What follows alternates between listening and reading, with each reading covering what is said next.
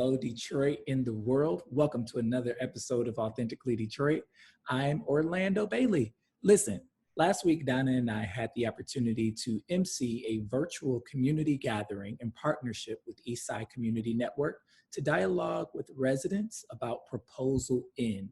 Previous Authentically Detroit guests, former Deputy Mayor Anthony Adams and State Senator Adam Hollier, joined the gathering to offer their varying commentary on Proposal N and to answer resident questions. Proposal N will be on the November ballot in Detroit. Take a listen. Thank you. I want to welcome you with my co-host, Orlando Bailey. We are going to be recording this evening's show, as mentioned, for Authentically Detroit, where we record weekly to talk about topical issues. In 2019, Orlando and I launched Authentically Detroit, which is the podcast that aims to create an intergenerational platform to discuss topics of local importance and recent news items through the lens of equity. And since the launch 1 year ago, we have recorded over 40 episodes. So can you believe that, Orlando? Yeah, I can't believe people are listening to this. Right? So please tune in every week to hear the latest episode on our website, ecn-detroit.org/podcast, or on buzzsprout.com. And right now, we are also a content partner for Orlando's new employment. Orlando, can you talk about that? Absolutely. So I serve as the engagement director for Bridge Detroit. We are a new journalism and engagement organization focused on amplifying and uplifting the priorities that Detroiters themselves identify and using journalism as an answer to those priorities, those information needs and gaps. And so we are aiming to talk to as many Detroiters as possible so that we can make sure that our content is tried and true. We are a newsroom that is made up of Detroiters working for Detroiters. You can visit us at bridgedetroit.com to subscribe to our content today. We are just over 100 years old. We launched in the pandemic, and I don't advise anybody to launch anything in the pandemic ever again. All right, so let's go on to the next slide. So we have some questions. If you are on the Zoom call, these questions are going to be populated, but if you are on Facebook, please answer yes or no. The first question we have is, are you familiar with Proposal N? If yes, press yes. If no, press no. Okay. I tried to vote, but it won't let me vote. Okay. Second question, where have you learned about Proposal N? At a city council meeting, community meeting, news media, social media like Facebook or Twitter, or from some other source?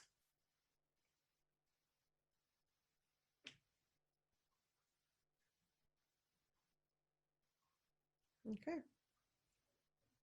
Next question. Have you made up your mind about how you will vote on Proposal N? Yes or no?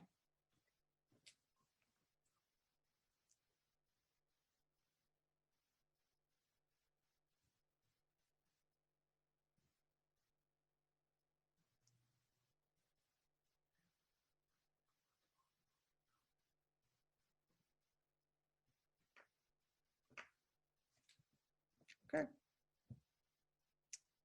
So we're going to start out this conversation by talking about what the content of the resolution that was passed by City Council. So this content is not content that we've modified, but we want people to understand the content. So hold on, before we do that, it was suggested that we share the information from the poll so we can see where we start. So why don't we do that first so we can figure out where we are in terms of those questions that we asked. Everybody gets to see them in real time. Camille, can you share those? Yep, so first up, we have the results for pre-question number 1, which everybody should be able to see now. So you can see 75% of people were familiar already, and 25% of people on the webinar right now were not familiar.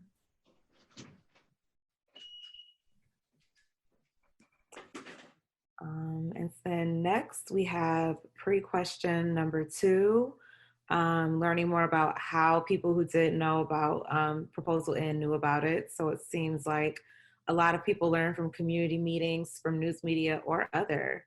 I'd be interested to know what other is. Yeah, but shockingly, no social media.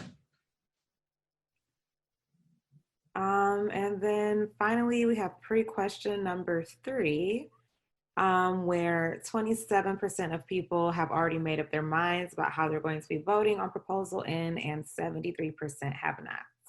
Oh, good. So we have some open minds here tonight. Okay, Exactly. going back to the slides, if we can go back.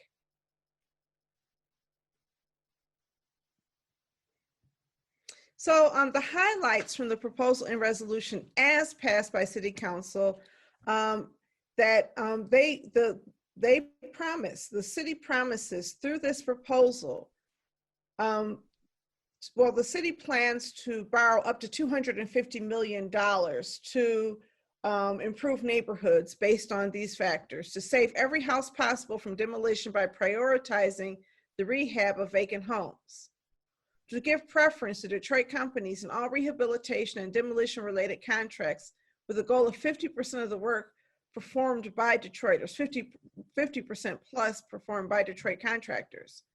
Give preference to companies who commit to train and employ Detroiters with a goal of getting these companies to employ at least 51% Detroit residents. Partner with Detroit community development organizations, CDOs, and other qualified groups to rehab homes and redevelop property in the neighborhoods. 5, give preference to Detroit residents to acquire and reuse the properties in their neighborhoods. 6, combine the neighborhood improvement bonds with other funding sources for broader neighborhood redevelopment. 7, bring accountability for the demolition back under oversight of city government. And 8, keep the property tax rate at current levels while supporting a $250 million, $1 million reinvestment in the neighborhoods. Orlando, do you want to do the next slide? Sure. Next slide, please. Thank you. Some of the key commitments that are coming out of this proposal, the city will create a neighborhood advisory board that will be made up of appointees by the mayor's office and city council. The city will prioritize hiring Detroiters in the vacant house management department. That will be a new department created by the mayor's office. City will work with the Detroit Land Bank Authority to establish a discount program for Detroit residents, increase access to vacant land and structures, and train Detroiters to rehab vacant homes. Okay, the city will also increase sales of homes to 2,500 and will market homes to residents at or below the 50% of the area median income. The city will work with financial institutions to establish lending products for low-income Detroiters without good credit. City will establish sustainable redevelopment standards for housing rehab. And the Housing and Revitalization Department agrees to use future CARES Act, Community Development Block Grant, and Home and Future Non-CARES Act, CDBG, or other eligible funds. We got the alphabet soup going on there. That's a ton of federal dollars, okay, to support the Detroit Housing Compact, Building the Engine of Community Development, Home Rehabilitation Pilot Program. And that pilot program is a program aimed at owner-occupied homes for rehab. Well, it's actually aimed at the acquisition rehab of vacant land bank homes, where community development organizations will build their capacity to acquire and rehab those homes for sale or rental at an affordable rate to Detroiters. So we'll go into that a little bit later during questions and answers. But next slide. And I see Edith, I see you have a question. Let's talk about that question after we let our presenters present. We'll come back to that. Thank you for raising that. With that, we are joined by State Senator Adam Hollier, who joined Orlando and myself on a recent podcast. And in that podcast, he shared with us that he really wanted to share his perspective on Proposal N, in which he favors. So, Senator, We're going to open this up to you and let you explain to us why this is something you support. And we're going to ask you to limit your initial comments to 5 minutes, and then Orlando and I are going to have a couple questions and move on to our next presenter. Cool. Well, I'll try and be brief. I think with proposal N, there have probably been more questions than answers about this, and there's been a lot of discussion as the proposals have changed. But the reason I'm supportive of proposal N is because I'm tired of talking to neighbors and community members and saying, hey, there just isn't the funding to fix that problem in your community. And so, you know, I've met many of you through my different roles, both working in the last mayoral administration where I sat at the council table and had to sit through all the public health and safety committee meetings, where you'd have all these folks come in and say, hey, I'd like to get this home demolished. This house has been vacant. It's been dangerous. And there's no way to get it down because there haven't been the funds. And so for communities that are in the hardest hit neighborhoods, there were federal funds to knock these things down.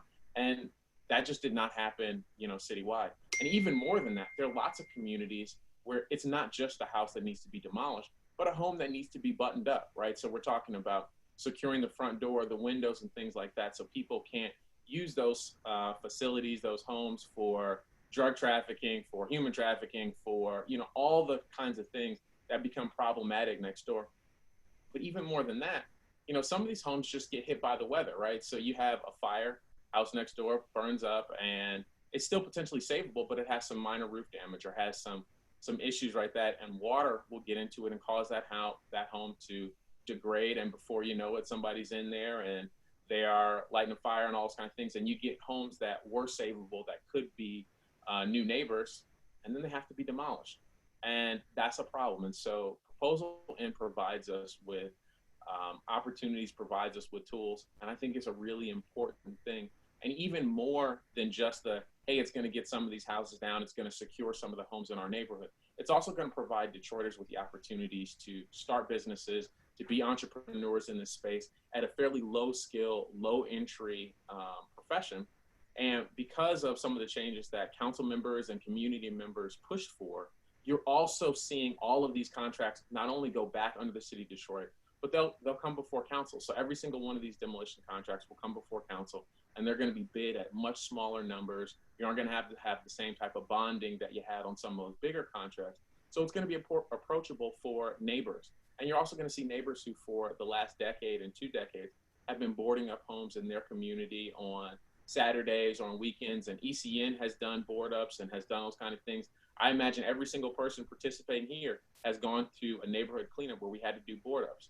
Wouldn't it be great if there were city resources to fund the plywood and the screws and the nails to make sure that you could do those kind of things, and that when you boarded these facilities up, they stayed boarded up? So that's why I'm a big supporter of proposal N, and I want to see it happen and want to see it happen soon. So I'm happy to answer any questions and appreciate the opportunity to talk to you about it.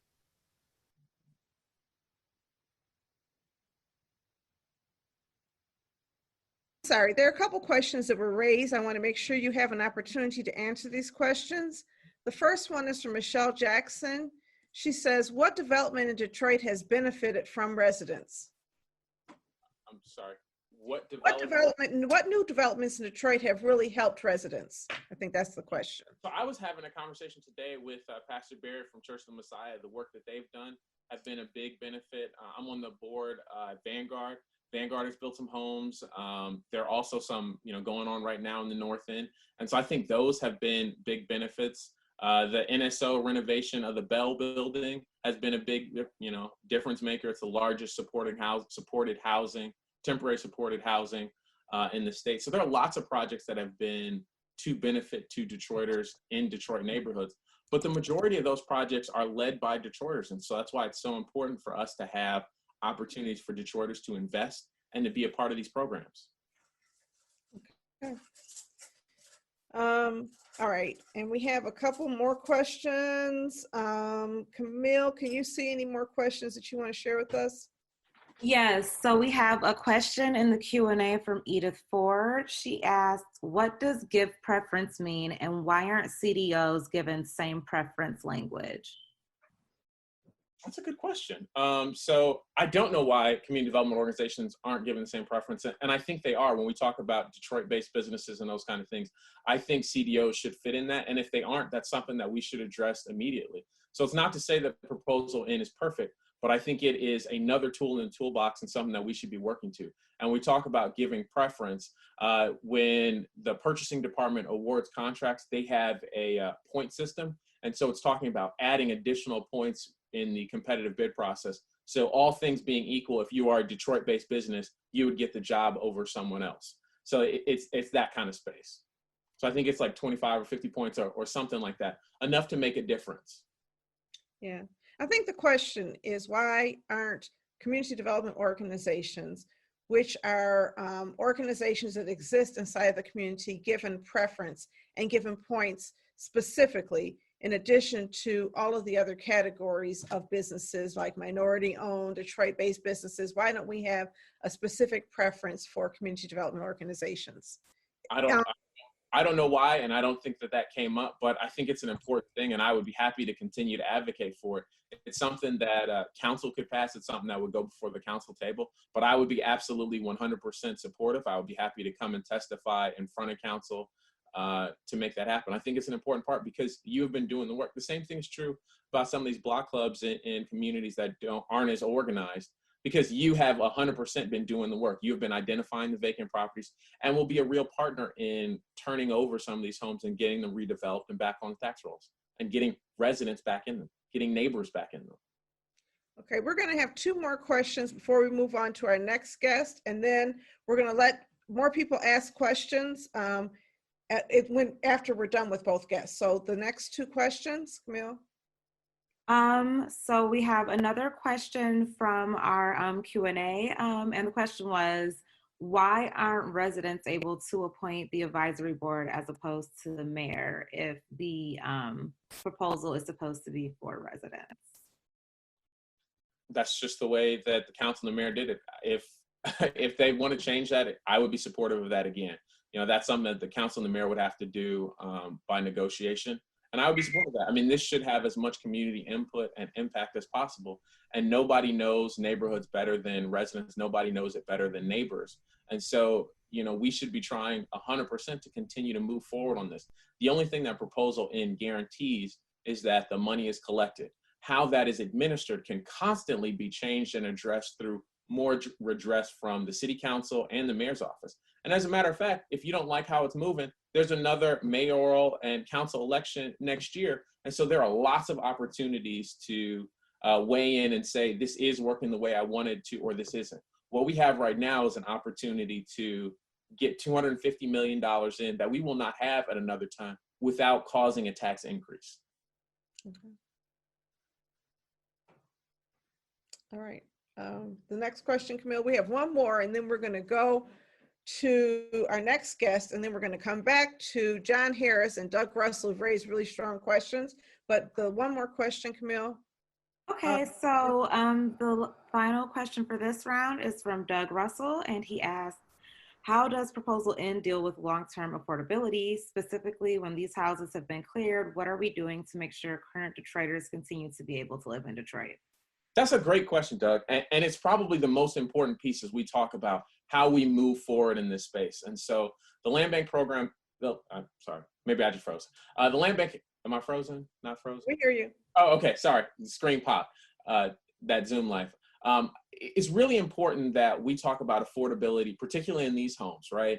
And so the land bank has done an okay job of that. I don't think has gone nearly far enough to ensuring that the homes are done at that appropriate space. City employees got that 50% space. I think I've been pushing the administration, and I know they're going to be presenting to council some programs, particularly for individuals who lost their homes in the overtaxation issue, and allowing them to buy them at decreased prices. The land bank doing more things like that with the Rehabbed and Ready program, with their auctions. I think this is exactly the type of work that we need to be doing, and the next step, even above and beyond what we're doing Proposal N. But I think that they're critically important as we talk about saving some of these homes. That it absolutely will help make sure that we have more homes that neighbors can move into, and the city having them, I think, will allow them to be sold at cheaper rates than some of the prices that you see on the regular market. Okay. So I want to thank you. We have a couple other questions that were raised that we're going to get to, but I also want to invite Anthony Adams into this conversation. Anthony Adams is our former deputy mayor under Kwame Kilpatrick. He is a former Detroit school board member, and he is now a principal at the Marine Adams Law Firm, I believe, and has been very active in some of our community meetings. So Anthony, you reached out because you wanted to share your perspectives on why we shouldn't vote for Proposal N. Tell me what you think.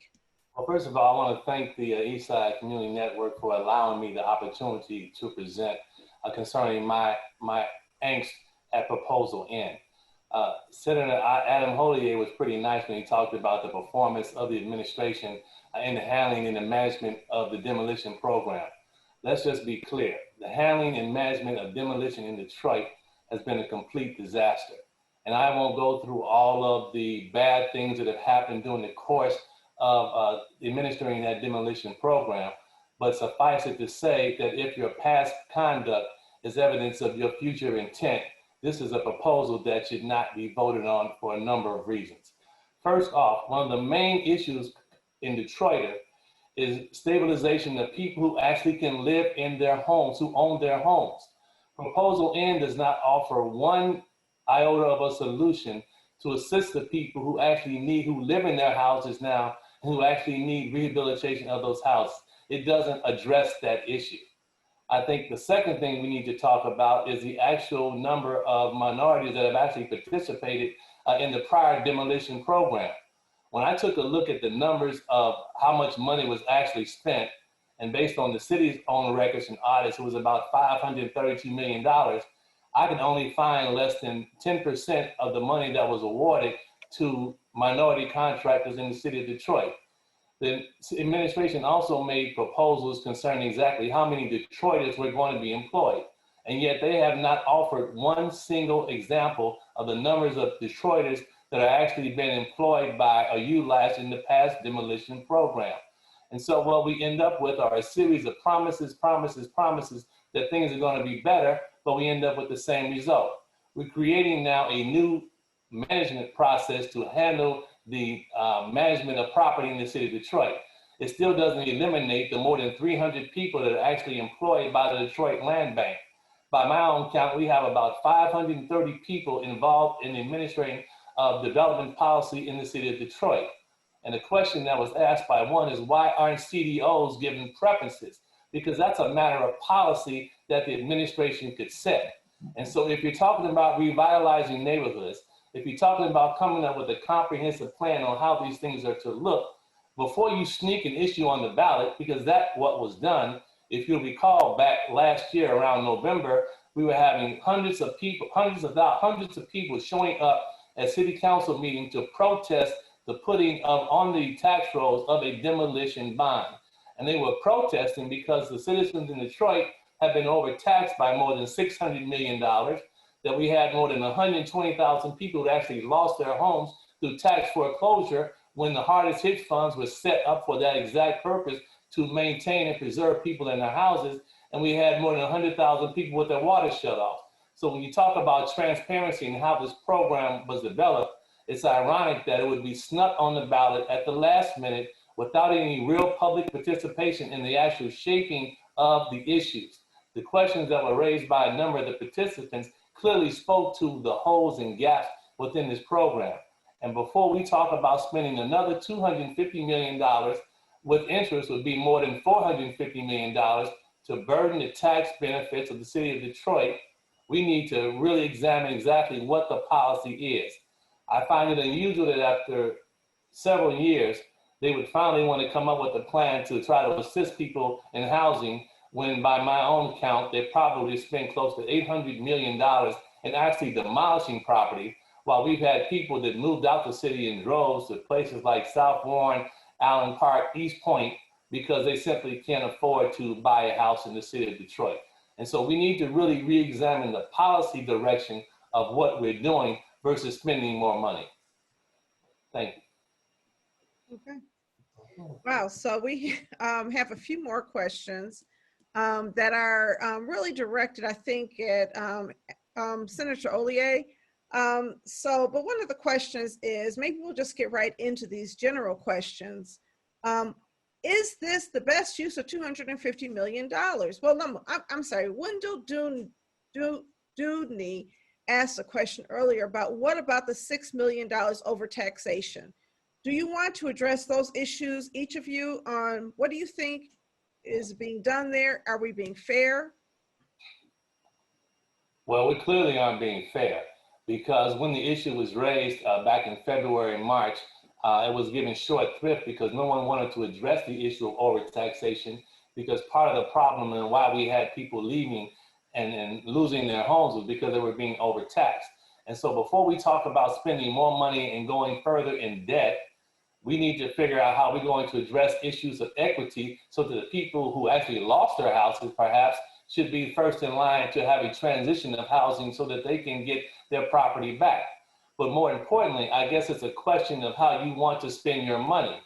Clearly, given the city's financial condition as it stands today, with the debt that we are anticipating that we'll have based on COVID-19, I don't believe that it is a wise choice for the city to go further in debt, because the tax millage rate that currently exists was scheduled to drop if, in fact, this $250 million is not placed on the bond roll. And so what Detroiters need is a tax break. And clearly, by not borrowing this additional $250 million, they would get that tax break next year because their millage rate would drop.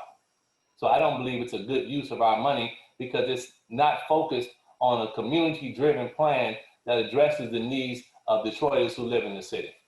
You know what, Anthony, I want to follow up on that question, and I would love for you and Senator Hollier to address it in terms of the ability to make policy around different kinds of money.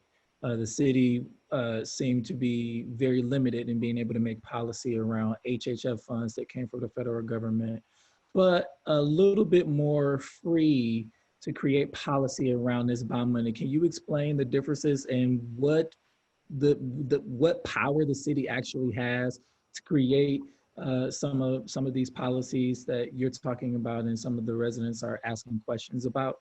Certainly. Unless the senator wants to go first, I want to be respectful of our elected officials. Hey, you know, you've been at this a long time. He asked you directly. I'm certainly welcome to concede the point. Okay, so the way it was structured under the hardest hit funds, obviously it was a pass through to the state housing finance agency, in this case, the Michigan State Housing Development Authority, which put a lot of restrictions on exactly how the money could be used. I believe that there should have been a little more advocacy, because what was needed in the city of Detroit from 2014 to 2019 was a plan to preserve and keep people in housing, because the best housing strategy that you could have is to preserve and keep people in their housing. There were restrictions on that money, but when you look at the funding stream of how money actually flowed into the Detroit Land Bank, the city subsidized the land bank to the tune of at least $120, $130 million. And there were no restrictions on how the city could use its own general fund dollars to spend money. And so what I'm saying is that it was a policy direction that was taken to spend money on demolishing property, even where you had no restrictions on that money. Because remember, now they want to borrow $250 million of funding to do exactly what they could have done with money that they already had. And so it was a policy direction and difference that really needed to be addressed. And it wasn't because it was removed outside of the city's process, but was not outside of the process of the mayor, who essentially appoints the land bank personnel. So, yeah. I mean, I think to your question was about opportunity costs. It was, if not this, then what? So if we don't pass Proposal N, then people will get a $3 million savings on their tax bill. So for people who have a house worth $10,000, that's going to save them like $300. And so, yes, absolutely, that is an option.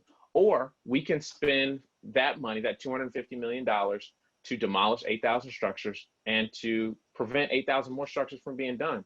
Now, you know, Anthony Adams has made a number of points about how the administration in the past should have done different things. And I would agree, you know, and not even to say hindsight is 2020, but there are lots of things that administrations in the past could have done better. That is not what we're deciding today. Today, we are deciding what is the best use of the time and resources we have today. And there is no alternative proposal on the ballot in November. You can vote yes or you can vote no. So we can do $250 million and do blight and demolition, or we can't. And that's where we are today. Should we also be at the same time advocating for more robust, affordable housing programs? Yes, without question. I don't think anybody disputes that. Should we be doing more for the people who were overtaxed and subject to the $660 million? Yes. But where did that money go? It went to schools. It went to the city. It did not go to some, fat cat or in their pockets. Were there problems? Absolutely. So what we should be spending our time is on how do we address the problems going forward? How do we do a better job of making sure that when you send your child to school, whenever schools come back and kids can go back to walking and doing those kind of things, are they walking past dangerous structures? When we go out right now and we see a hole in the ground, did a Black Detroiter knock that house down? Did they do that work? And that's what we should be focused on. And that's what I'm focused on, is saying, hey, we should all be in agreement that Black Detroiters should be the ones getting these contracts, should be the ones demolishing, should be the ones boarding them up, should be the ones selling them. And so there is no question. And I think from an organizational standpoint, CDOs should be leading the charge. Community groups should be leading the charge. Yes, yes, yes, yes, yes. We should be doing all those kind of things. And that's why I got involved in proposal and to make sure that we hold folks accountable. And the beauty of doing this right now, when it's the opportunity, is that there will not be, a tax increase by asking somebody next year or in 2 years. But even more than that, as my good friend Anthony is saying, there's going to be a mayoral election next year. So if you don't like the administration and the way they are handling the business, vote them out. I mean, I know there's at least one person here who is saying, hey, maybe he would be better at managing that. For me, I want to make sure that whoever the mayor is next year and in 2 years in the city council, that they have the resources to respond when Ms. Johnson comes to the city council building and says, hey, this house next door to me is vacant. Or when somebody says, hey, I'm looking for a house and there was a house in my neighborhood, that if you guys had just done the work to invest in my community and save this house, I could live in. Because that's not what's been happening. And that's what we need to make sure does happen. I want to jump in there for me before we go to the next question. One comment, Donna, if I could. But I guess, what you're telling us is that the toolbox is limited. And what I'm saying is that the toolbox is not limited. For example, at the state level, we have an agency known as the Michigan State Housing Development Authority. It's probably sitting on $7 or $8 billion in assets and has not been an aggressive lender in the city of Detroit. So when we talk about housing policy and preservation, the toolbox is as limited as you want it to be, or as expansive as you want it to be. And all I'm simply saying is that the citizens in Detroit have been overtaxed and have been tax burdened, that there's another avenue that could be used, but without consulting and having community conversation, you miss that opportunity. I mean, you're talking about Mr. Mr. is lending in the city of Detroit. Are they doing enough of it? No. And again, that's something that we should be continuing to work on. Something I push Mr. on. It's something that Donna and Orlando in their role at ECN have been pushing and partnering with Mr. to do. But if the answer is, hey, we should rely on Mr. or the state to do these kind of things, it ain't happened yet. I don't know why we would expect all these kind of things to all of a sudden change. That's just not realistic. Well, I have a question. And that is about housing affordability in Detroit, because there's a lot of studies that have shown that housing has become much more unaffordable than it used to be. In the past year, I've been trying to help a couple family members find housing, and it's high. I mean, if you're looking for quality, affordable housing, it's high. So I guess my question is, if you had, and I used to do this like a strategic planning exercise that we do sometimes in organizations where you ask people, if you had $1 million, how would you spend that money? And I guess my question is, if you had $250 million, what is the highest and best use of that money to address the housing shortage? Or, and this is the second part of the question, is that the focus that we should be focusing on? Because it seems to me as a proposal in may indirectly impact housing shortage, but not directly. Is there a better way to do it? And if you had, and I'm not saying the mayor proposal in, but if either of you had $250 million, Senator Oley, I'm going to start with you. How would you spend that? Well, That's a pretty involved question. If I had $250 million to address the housing issue, how would I spend it? Or if I had $250 million, how would I spend it? If you had Because $250 million to spend on economic development in Detroit, how would you, in neighborhoods, if you had $250 million to fix neighborhoods like Proposal N, how would you spend that 250? I'd spend it on schools. I'd spend it on making sure that every neighborhood across the city had a high quality school that was safe for kids to go to. And I don't know that it would get, as far as we're talking about, but I think that is the best investment that we can make, it is money in schools. If we're talking about housing policy, and I'll be fair, and I think that that's more where you were going, I think you probably are talking about some mixture of some type of financing tool so that people can get the construction and space that they need to do that, right? So Angela, who is on here, used to run Young Detroit Builders. And that was an incredible program that, fixed up some of these homes. And so as I talk about schools, it's about getting folks into safe, affordable housing. And we have lots of homes, they just aren't typically safe. And so to find a move-in ready, safe home is very difficult, which is why it's so important for us to get some of these spaces saved before they degrade to a place where they aren't habitable and you have folks living in them. And that is the crux. That is the nexus, is how safe is a home? And if it's next to a burnt out building, not particularly safe. If it has a hole in the roof or lead paint, lead windows, not safe. It's addressing some of those issues. Detroit has a host of issues. I think constantly it's pick one thing, try and get it done. But I'm trying to ask you a question about how would you fix up neighborhoods? And so what I'm hearing you say is if you had $250 million to invest in neighborhoods, you would invest it in schools. Is that correct? Yes, it is. All right. Without question. Well, Anthony? but if I had $250 million, there would be at least 3 or 4 things that I would do. First of all, part of the problem in Detroit and when people invest in houses is that oftentimes when people invest in their property, the house still isn't worth as much as how much money they put actually in their property. And so what we have is a housing equity issue, because there was a study done actually by the Brookings Institute, a young man by the name of Andre Perry, which talked about how property in Black communities is actually devalued. And so what we have is economic redlining, which devalues our community so that people aren't encouraged or incentivized to invest. And so part of what I would do with the $250 million is create almost a private market-driven solution.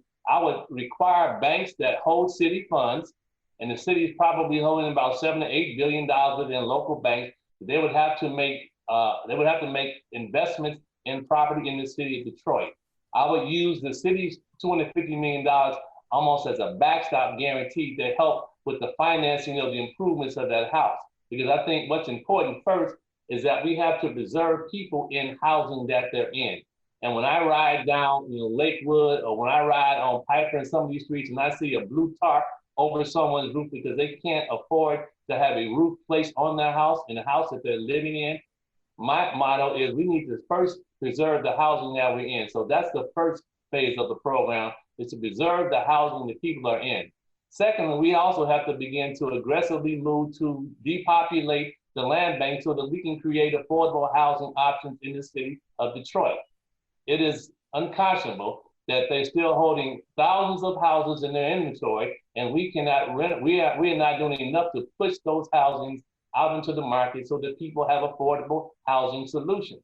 And so when you talk about utilizing money and the highest and best use of money, we then have to create affordable housing opportunities for people who need to be in houses, because I'm tired of our community moving to communities where they're not treated well, whether it's South Warren, whether it's River Rouge, Ecorse. Some of these communities are not as Allen Park, and it's not as inviting as they need to be in order to preserve people in the city of Detroit. The final aspect of that is to work in concert with an agency like the Michigan State Housing Development Authority, because we have Senator Adam Hollier in Lansing who will push this issue with Michigan to make sure that there is a scorecard that we can evaluate exactly how much single family housing lending they're actually doing in the city of Detroit. I maintain that Michigan is not doing what they're supposed to do and aren't being pressed hard enough to do what they need to do.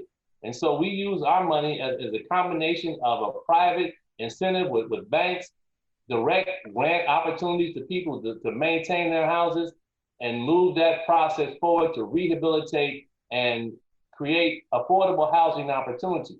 Because the problem in Detroit is that we have a investment equity issue, because when you look at Detroit, what you're dealing with in essence is a city where people spend 40% on average of their income for housing, where it really should only be 25%. And we've got to begin to adjust those equities so that people have the dollars that they need in order to stay in their housing. All right.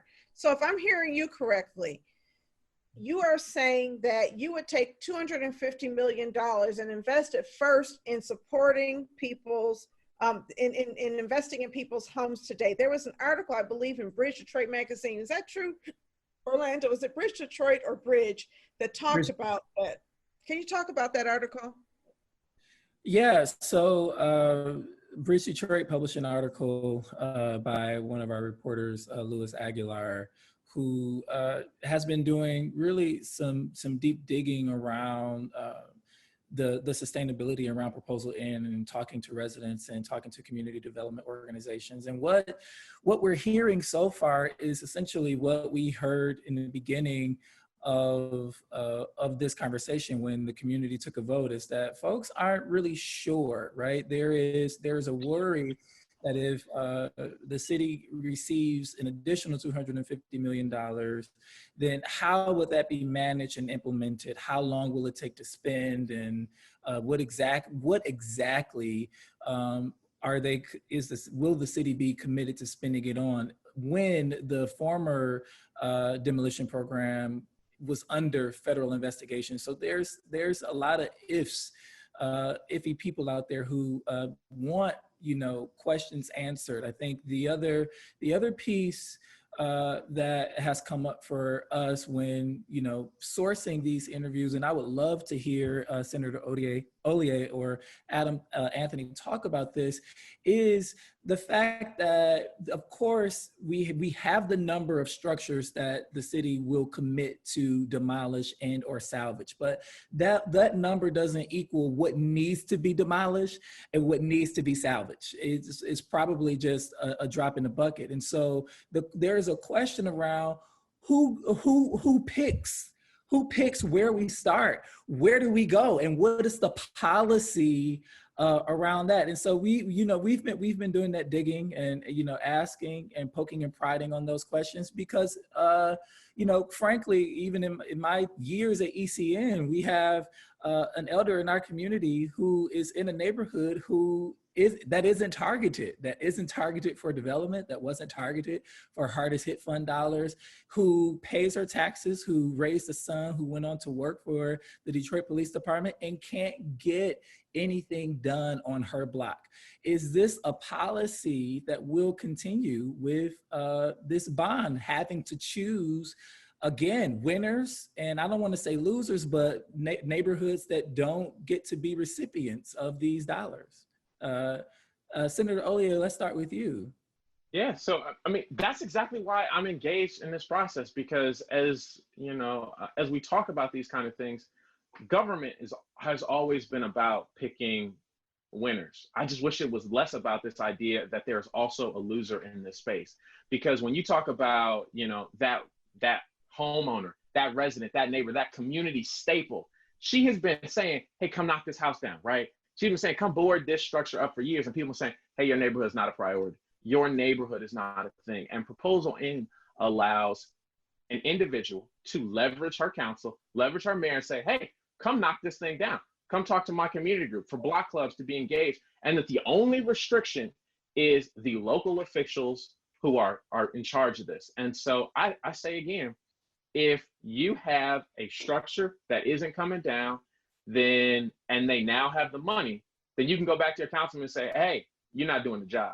You can go back to the mayor and say, hey, you aren't doing what I asked you to do. You said that every neighborhood had a future. You said that you were going to work to make sure that my community was going. You said you were going to make sure that Black contractors were doing that. There's an election in 1 year for all city offices. If they aren't doing this thing, do it now. Get rid of them. Change it out. And that's why this is so important, because we've got to get rid of the excuses that elected officials can say, hey, well, I just don't have the resources. I just can't do that. We got to be able to say, hey, we have given you the tools, now deliver.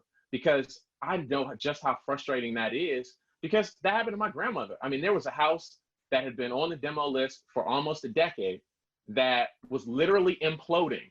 And the only reason they were able to come take it down was because it was an emergency demolition and the house was literally falling apart and threatening her house and the house next door.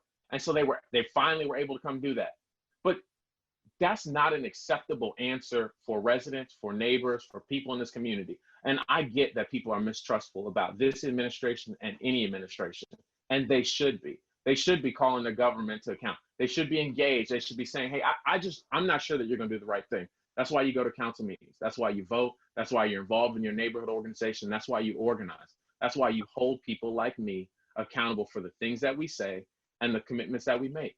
And so I'm here to do that. I'm going to hold the administration accountable. We'll be talking about these kind of things. We'll continue to engage with you and other entities as this thing is going on.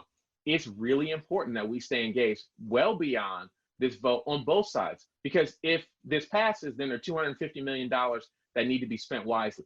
If it fails, then there is $250 million of work that wasn't being done, and the number of individuals who said, hey, there are alternatives to this thing, and hold them accountable for those alternatives. Because for too long, people have been saying, hey, my neighborhood's going to get better. This neighborhood's going to get better next year. It just means that we do these 5 things. Well, are those 5 things actually going to happen? And Right. if they don't, saying, hey, well, stop selling me a promise that my neighborhood is going to get better because the federal government is going to get, going to do these kind of things, because the state government is going to do these kind of things, because some private developer is going to come in and, put in a new development in my neighborhood or your neighborhood. We know that those things aren't true and that they don't happen.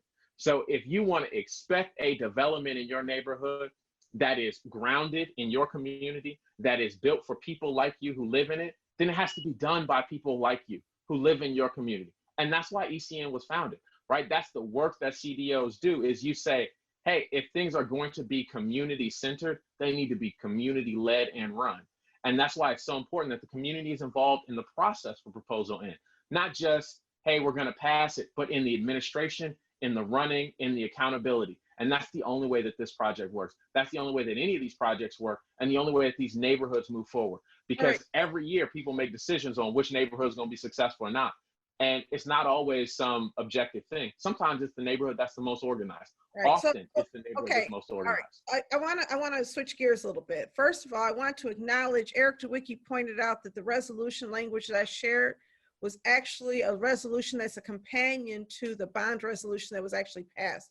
So I want to apologize for that. The bond resolution that was passed is a very specific resolution that just speaks to the ability to borrow the money and the purposes. And the city is still negotiating. And next week, we hope we'll be voting on another resolution. And a lot of the details I shared are still up for negotiation. So if people have strong ideas, you have between now and next week to get them to City Council.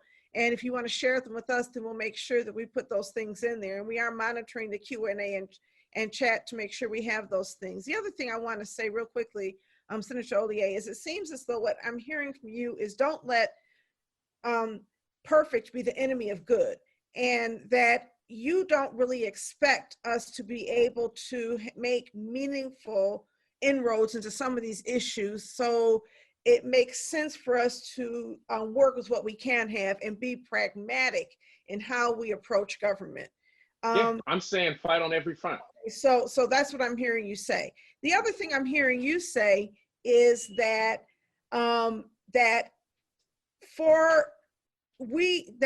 somebody pointed out, I think it was also Eric DeWicki who pointed out that a lot of what we're hearing from people hinges on whether or not you trust Mayor Duggan. If you trust Mayor Duggan, Proposal N is good. And if you don't trust Mayor Duggan, Proposal N is bad. And I want to hear from you, Adam, is that you don't, or Senator Hollier, you don't have to figure that out. Fine. Okay, whatever. All right, so you don't have to make a choice. If you don't like Mayor Duggan, it's still a good proposal, but you can just vote somebody in who you do trust. So I guess my question is this: is, in your opinion, this a good proposal? Anthony Adams, is this a good proposal in your mind? Like, is this just about, I don't trust the mayor? Is this something you can vote out? Because I just have one more little short thing to say, and that is that I started ECN some time ago, and I took over from the great Maggie DeSantis in 2016. And I did not necessarily want to be tethered to agreements that were made prior to me getting there for the next however many years. So what if you had a new mayor and the new mayor did not think that $250 million should be spent in this way? And this person can be trusted, but should they be obligated to carry out somebody else's vision for improving neighborhoods? So it's a lot of questions, a lot of dialogue, but I'm just trying to get some thoughts started. And so, you know, I guess part of the issue is that if the resolution were to pass and the bonds sold, the money pretty much would be allocated and spent. I mean, it's not that difficult to spend $250 million quickly if in fact you want to do that. I think there is an issue of trust involved, but there's also an issue as to how this proposal was actually developed. Because given the community resistance on the front end of it, I would have thought that if in fact there was a desire to create this new program with new incentive and new energy, that there would have been meaningful community conversations before the matter was slipped on the ballot. And so the very fact that it was slipped on the ballot in a manner, to me, that lacked transparency, I obviously have an issue with that. And I don't think you can dismiss the past conduct of how things were administered to say it's not perfect, but we're going to do it better the next time, because we had rules and regulations governing exactly what was supposed to have been done then. And so the question generally is one of housing policy. If in fact you believe it is a good policy to borrow $250 million to, as they say, demolish and rehab 16,000 houses, I would first say, look at the math. They couldn't demolish a house under the prior program for less than $25,000. And so if you look at the numbers in the math, the numbers don't add up to the numbers of houses that they probably would be able to demolish with the program that they have.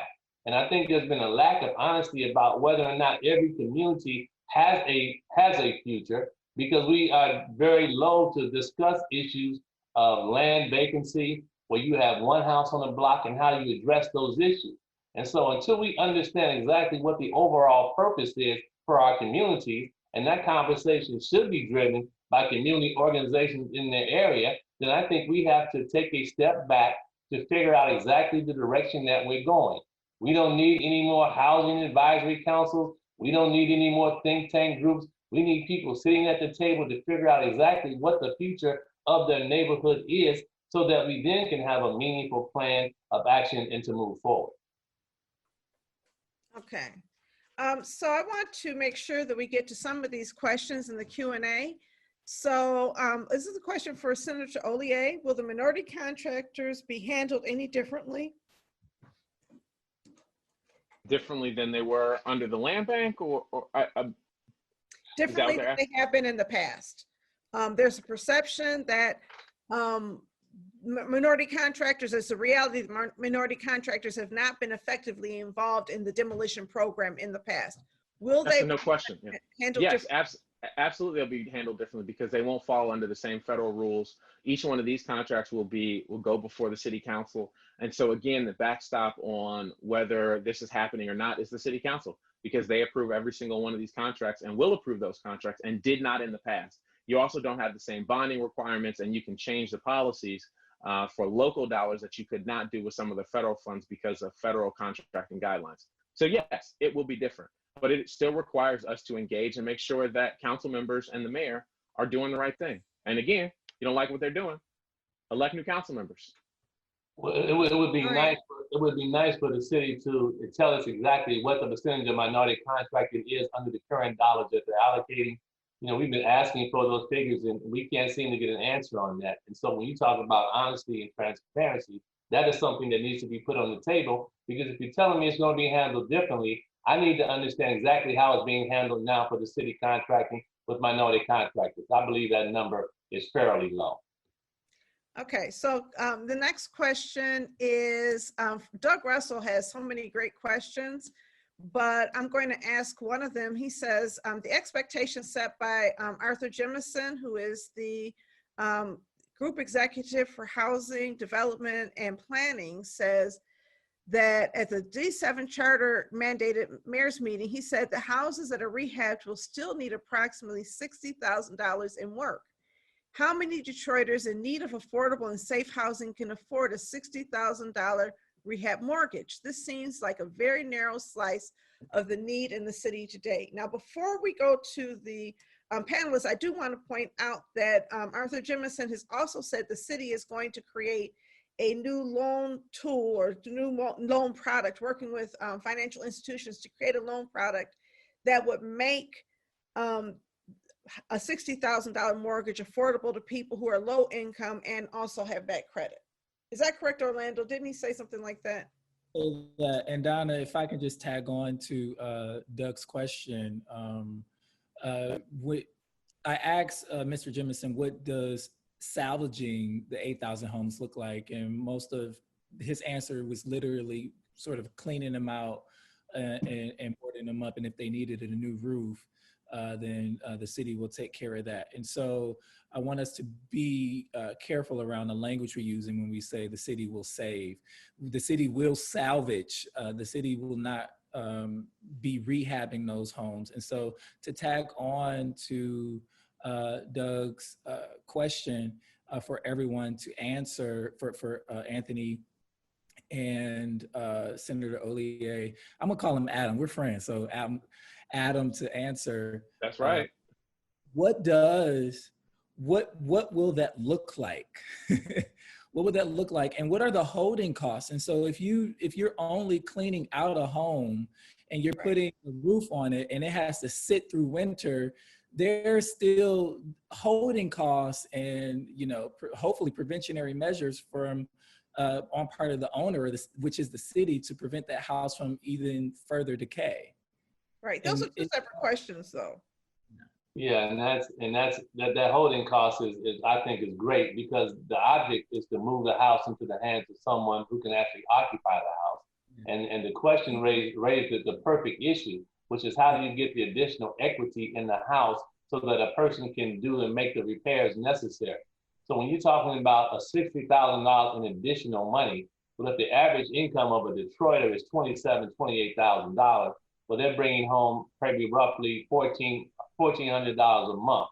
If they got to spend the subsidy interest rate on that house would have to be fairly low. I mean, you're talking about 2 or 3% in order to make it affordable for someone to move in it. And so the question is, how do the private banks backstop their loan into that house to make that house habitable? Because the object is to make sure that people can get in the house that's been rehabbed and that it has some value. But you then end up with the other side of the coin, which is the house is valued less than what they put into it. And banks don't necessarily loan on houses where they can't pull their equity out of that property. And so we've got to figure that piece of it out, because if we don't, we'll spend $15,000 to board up a house only for that house to become a vacant and burn out house in the future. I don't think that's a good use of our dollars. Right. I just want to say real quickly, though, that if you got a mortgage on a $60,000 home, you're probably paying less than $500 a month in the mortgage. That does not include the taxes and the insurance, but $60,000 mortgage is fairly expensive if you have a good interest rate.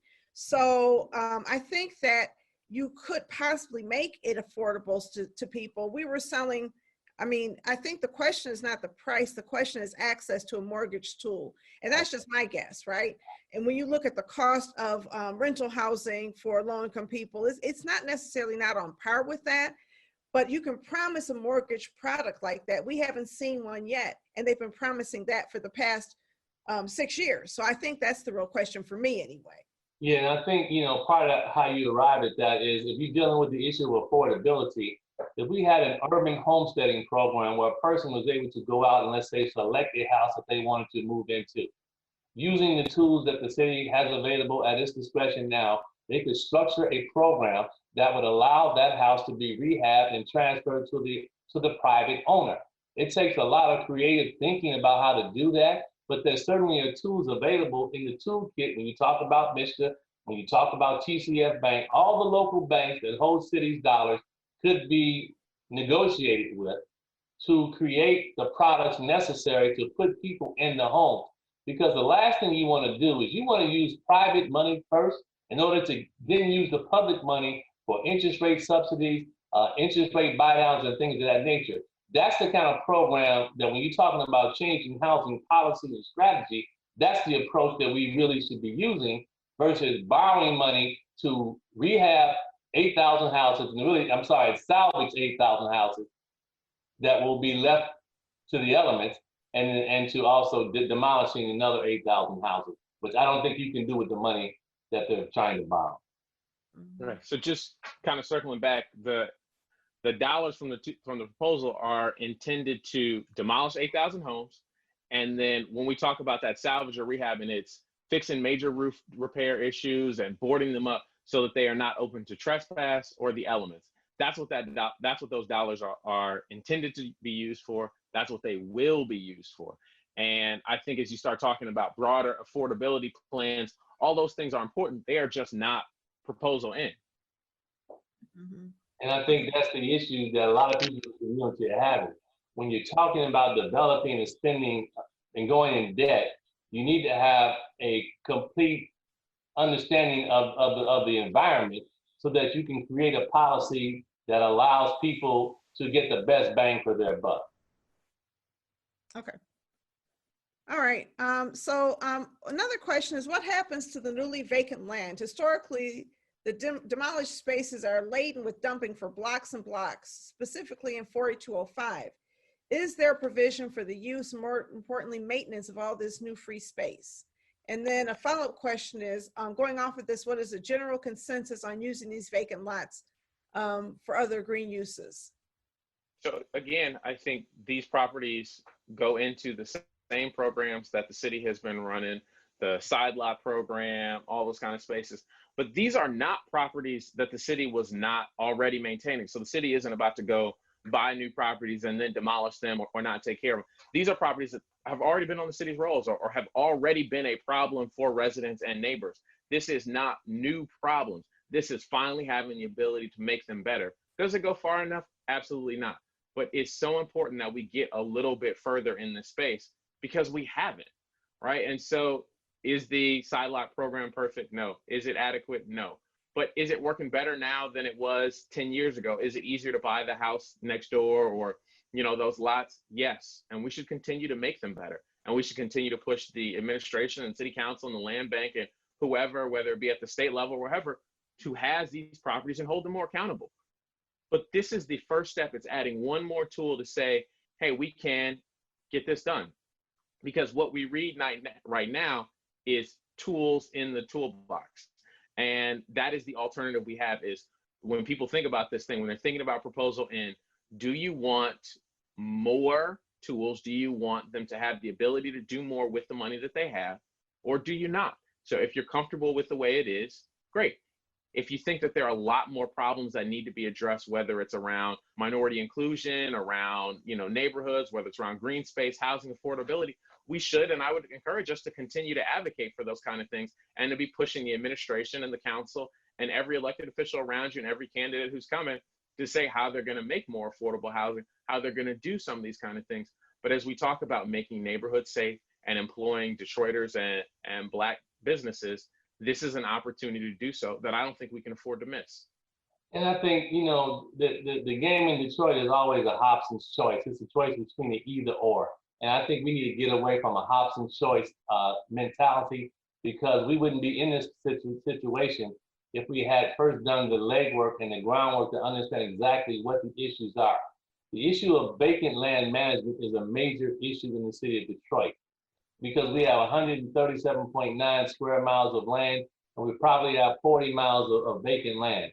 How do we put that land to productive use? If in fact we're going to have that land and we can't anticipate that our population is going to increase. These are issues that we should have a much better handle on. And this part in the process, you keep saying it's not good, it's not perfect. We're not looking for perfect. We're looking for correct. We're looking for things to be done in a sequential manner so that as we move a process forward, when you come to the voters of Detroit, they are comfortable in doing that. The one thing I know about Detroit voters is that whenever they have been asked to invest in themselves, whether it was Coleman Young back in the 80s, whether he was in the face of tax revolts across America, he put a tax ballot on the initiative because we needed the additional revenue. Detroit voters voted for it.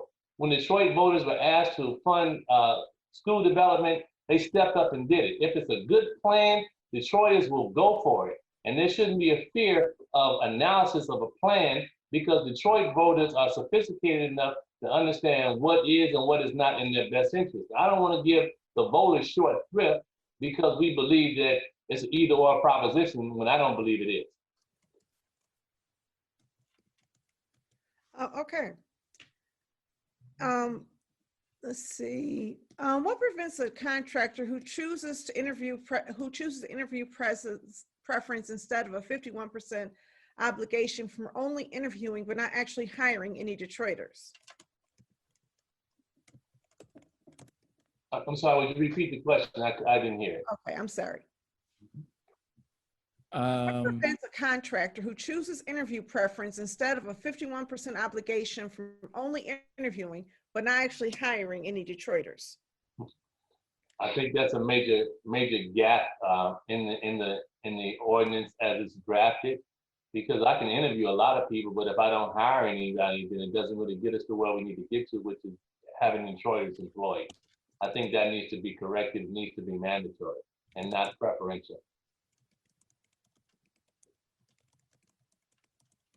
Yeah, Okay. I mean, Okay. The next question again comes from Doug Russell. It says, this millage, if we keep it, would pay out over $400 million. Why not offer long-term policy that uses that money for affordable housing and compensation for overtaxed Detroiters? Anybody want to comment on that? I agree. Can you read the question again? Sure.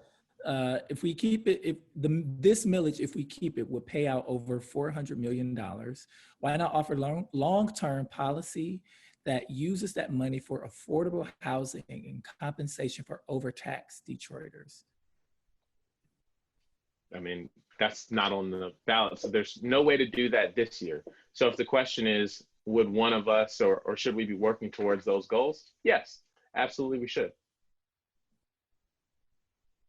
I want to go back to an earlier question. One of our, Keith Jones, texted me to help answer the question about the bidders. And he said that if a business does not have, it is a requirement for a business to have hire 51% people. If they don't have it at the time of the bid, they will not be awarded. They must also maintain, or they will not be able to participate in future bids. And council has requested quarterly reports that show the hours worked by folks. So I think that it's safe to say that the city council believes it has established teeth and that they have been able to rein in some of these folks who may or may not want to hire Detroiters. Wow. Awesome. That's what I want to hear. Yeah, we want to hear that. Yeah, so I appreciate hearing that also. I'm sorry, Orlando, I just wanted to get Keith's response to that one question. Oh, no, that's great. I think we have answered most of the questions in the Q&A. Remember, if you have questions regarding a proposal in, to utilize the Q&A function in the Zoom chat. And if you're on our Facebook streaming audience, we welcome you to type your questions in the Facebook chat, and our Facebook and Zoom tech providers will make sure that we get those questions. There is a question, and it sort of centers around one of my earlier questions around who gets picked for implementation of this. And it asks, can we get a list of houses that are going to be demolished? I don't know if they can answer that question, but I'll at least ask you. Yeah, I mean, I don't know that there is a list today, but the city council maintains a list of vacant and dangerous structures that has been growing for, decades. It falls under Councilmember Benson's district. And I know I have been pushing the administration, and so is he, to ensure that those homes take priority on all these spaces, and that homes in every community come down, right? Like, this is not a situation where there's some targeted neighborhood or that one person is more deserving. People who have been waiting the longest should get priority. And that's what we should all be pushing for. And I know Councilmember Benson, who has been a big supporter of Proposal N and whose committee that falls on, has made that a priority for him. So I expect his colleagues to be pushing for that, to make sure that those are the first homes that come down. Some ones that have been on the list the longest. Now, obviously, you'll continue to include those that are close to schools or, daycare facilities. But fundamentally, it's got to be the people who have been waiting the longest. So I wouldn't disagree with that. one of my questions is about, the economic climate right now. Like, we're in a time of great economic, I don't know if it's an economic collapse, but there's a recession. People don't know how long the recession is going to last. And I know the stock market is doing well. I'm not sure, I don't really follow that every day, but I hear that the stock market is doing pretty well. What about the bond market? Is the bond market strong enough for a $250 million bond to be floated and to be able to generate no more than, I think, 9 mils off of that $250 million bond? So it's a 3 mil maintenance. So it's continuing 3 mils. But yeah, the bond market is very strong. And when you talk about now is a better time probably than ever, any time in our lifetime to borrow money, because the interest rates are so astronomically low.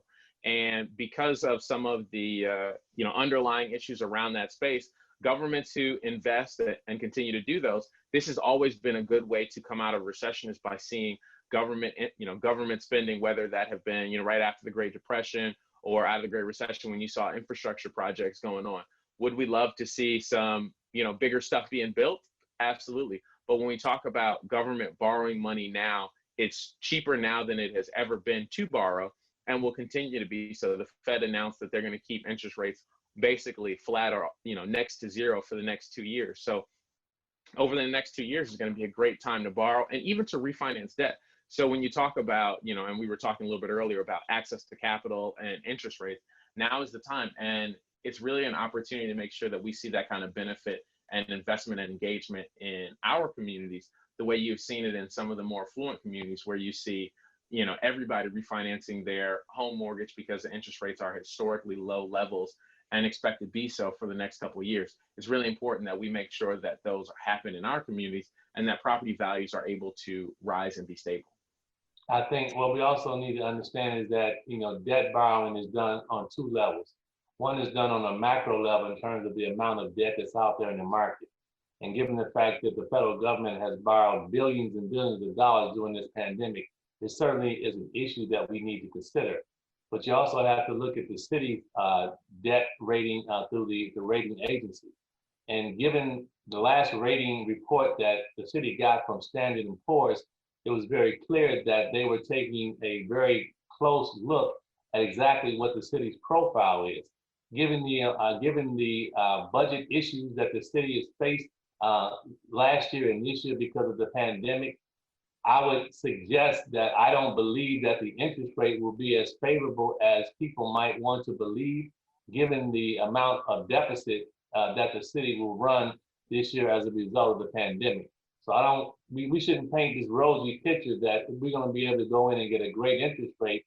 In fact, the interest rate will probably be higher, which will reduce the yield that the city would get on money that would be financed. I'm being told that we have callers who are unable to utilize the chat function or the Facebook chat who want to contribute to this conversation. Camille, do you see anybody queued up on the call list that is trying to have an opportunity to speak to Anthony and Adam? I see 2 hands raised, Lady and 248-284-5687. Yes, and Lady was raised first, so I'm going to click on her hand first. Hi, lady. What's your question or comment? Make sure you unmute yourself. Are you there? Camille, can you unmute her? Camille, you're muted now. Someone said, No, I can only ask callers to unmute. Okay. Okay. All right. Well, can we go to the next caller that's queued up, Camille, the 248 number? Yep. Okay. I believe that is Brenda Butler's number. Don't ask me how I know that number by heart. I've been at ECM for a long time. Brenda Butler, your comment or question. Yes. Good evening, everyone. As I listen to the conversation, what I find that is very ironic is that the mayor and the city council has put this proposal before us, and the conversations that we're having tonight are resolutions that need to go into the proposal, and there's too many missing pieces. So my question is, this was not thought out, it was just pushed to us. So we don't have the expenses on how much it's gonna cost for this project to be done. And as we all know, that blight actually is a form of racism. And when I think back to our two presenters tonight, talking about how the past program has not worked for us, that is so correct. Because I have had conversations on other Zoom calls with the mayor regarding the blight, the way they ran the other program. How do you have a Detroit land bank and city government that has property in our city, but they do not set a budget to maintain the property? You maintain the front yards, you have maintained the front yards, but you don't do the backyards. And then you tell us. With that question, Brenda, really quickly, let's stick with that question around current and future upkeep of city-owned or Detroit Land Bank Authority-owned homes in terms of lawn care, making sure that the house doesn't go derelict, holding costs and all of that, and a budget surrounding budget that snow removal. And snow removal and all of that. What is the budget and where is it? Where can residents find that data or budget? Anthony or Adam want to tackle that? sure. That money would be found in part in the land bank's budget. They have a budget set aside for maintenance of property, which comes out of their administrative expense and overhead. I don't think the city maintains any money in their own budget to maintain property other than their own. And so most of those funds would be found in the Land Bank Authority's budget as a maintenance line item. Okay. I know where it's found, but it is not enough. And it has never been enough. And according to the mayor, they're not putting any more in it. So why would we want to deal with another proposal when we haven't cleaned up the city or the blight that we already have? That is just perplexed to me. I think that's— Thank you, Brenda, for your question. I'll let them respond and we'll move on to the next questions. Clearly, every dollar you spend on maintenance of property is a dollar less you spend on demolition. And I'm not supporting what they do, because I believe there's some alternative ways in how property can be maintained by perhaps granting property owners who live next to a vacant lot that they don't own, because they've had issues in acquiring it through a side lot program, to get some type of small tax credit for maintaining that property. It certainly would allow the maintenance budget of the land bank to be reduced, because you're transferring the responsibility and giving credit for someone who's helping to maintain the neighborhood. All right, we have another question in the chat. This one comes from Maggie DeSantis. Can someone please break down how the $250 million will be used? How much on demo, how much on salvaging, how much on rehab? And will there be time to influence or change that breakdown if Proposal N passes? Adam, I'll let you tackle that one. Thanks. So right now the plan is to do 8,000 demolitions and 8,000 of those restorations. So obviously that can change, you know, it's just a rough estimate, but it 100% can change if on the ground it's running a little bit more expensive or cheaper to do one or the other. There has not been a massive citywide campaign to address some of these roof issues or do some of those board ups in a way that we're talking about now. That's why it's so important to be engaged in this process, to connect with the mayor, with city council, and to be vigilant about how these dollars have been spent. It's really important that we are engaged from today going forward, because something like this has never been done. And I think partnering with CDOs, partnering with the building trades and unions and schools to, you know, cut down on some of these costs and make sure that the money is recycled in the community can only be a benefit to increasing that number from, you know, really impacting 16,000 homes, which is what, you know, what we've really been thinking about is 8,000 demo, 8,000 securing and, you know, clean out. Again, I think the way to deal with that is you have to leverage the dollars that you have. The $250 million, once you subtract 10% administrative costs, which would be about $25 million to actually run the program for the life of it, because the ratios and what the land bank spend in their administrative cost was almost 40%. So I'm interested in seeing how they want to accomplish that.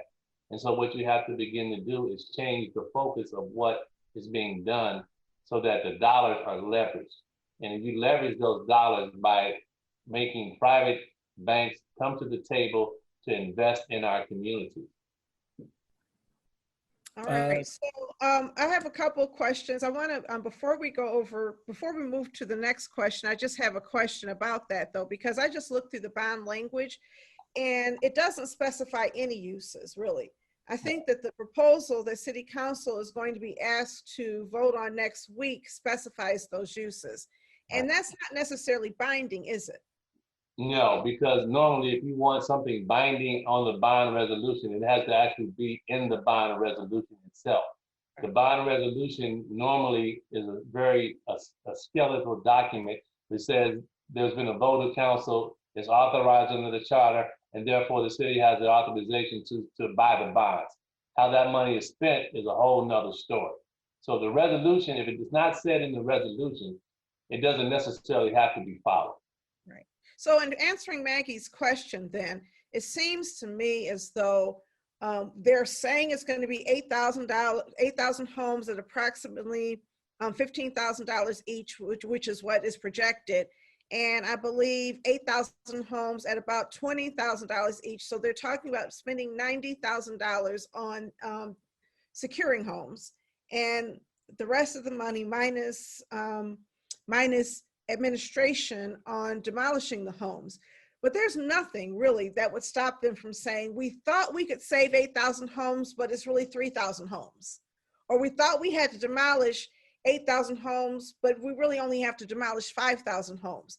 The question I have is, how can City Council assure and put some teeth in it? Keith, if you're still listening, please send me that language. How can City Council add teeth so that what people would vote on in November would actually be cemented in stone and not something that could be changed based on future political issues or goals? I would say based on how it's structured now, it would be impossible, because if in fact you put very specific things within the bond resolution itself, then you need a bond lawyer to tell you whether or not every dollar you're spending is consistent with the resolution, which gets you into other issues in terms of the taxability of bonds that might be issued. And so the way it's structured is they provide themselves with flexibility by not putting it in a bond resolution and allow the circumstances of the market to kind of dictate how that dollar is spent. And if you believe that they're going to spend the money in the right way, then I guess it's not an issue. But if you don't believe it, then it's an issue. Okay. Malik from Facebook says, also there are already many streams of funding that can be collected and used for demolition and housing development. The mayor and the city council are allowing Detroit resources to be routed away for the masses of Detroit residents.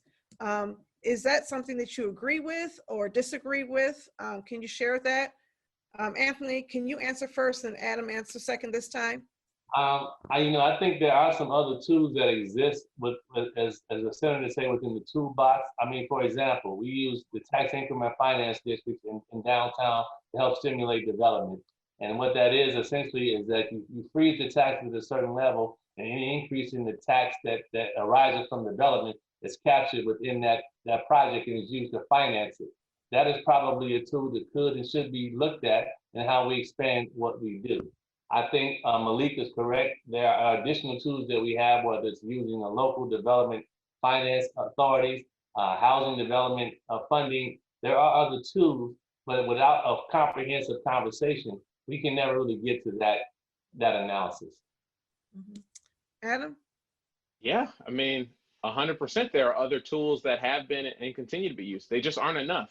And if you think that they are enough, either the people who are using them are completely inept or we have bigger problems. And I think we have bigger problems, right? So when you look out across the community and you say, where have these tools been used? So, Anthony talked about using TIFs. TIFs work in communities where property values are going up. You've seen them downtown, you see them in some business communities, but you don't see TIFs in, traditional neighborhoods, and certainly not the neighborhoods that are saying, when are you going to choose me? Right? Like, that is not where a TIF is successful. That's not where bids are successful. That's not where most of the economic development tools that community groups and that organizations are able to use and leverage work, which is why it's so important to have these additional dollars and these additional resources so that we can target them and spend in neighborhoods that have been saying, hey, I pay my taxes every year, but you haven't spent any money in my community. I pay my taxes every year and that house has still been here. I pay my taxes and this hasn't been done. And so it's so important that we have more tools because we are not getting the results that we want from the current tools. So there's no question we need to be doing more. If this is an opportunity to do more and you want to see more, do it. Okay. That's why I'll be voting yes. All right. So, all right, we have one more. Yvonne, I think, has her hand up. Can we try to bring her in?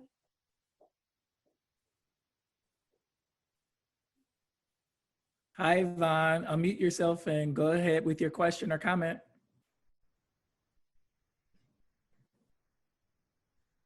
Okay. While we're waiting for her, I just want to, Keith did respond to me that council has to approve every contract and that is a strength and power. In addition, they will have an oversight committee that will monitor the program.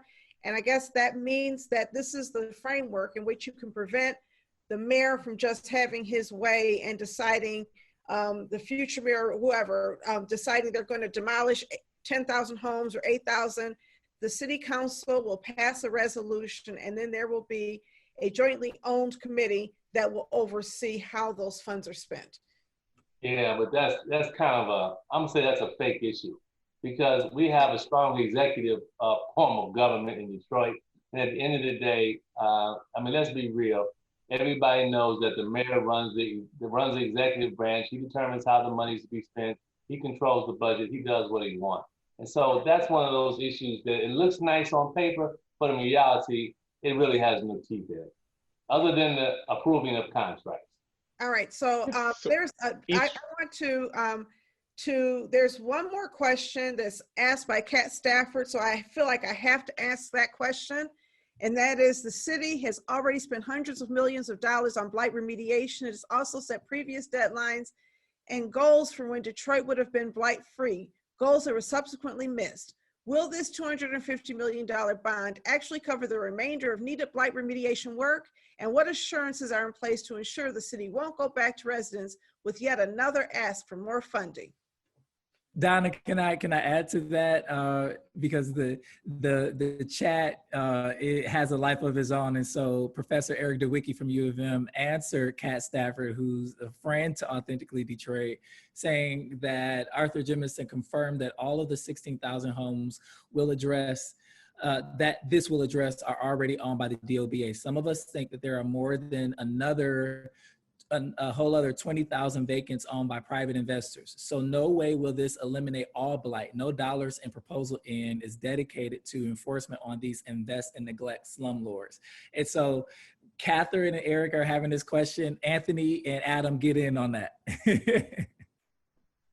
And Kat just wants to say thanks, but she wants to note that the original pitch of this bond was that the city would be blight-free by 2025.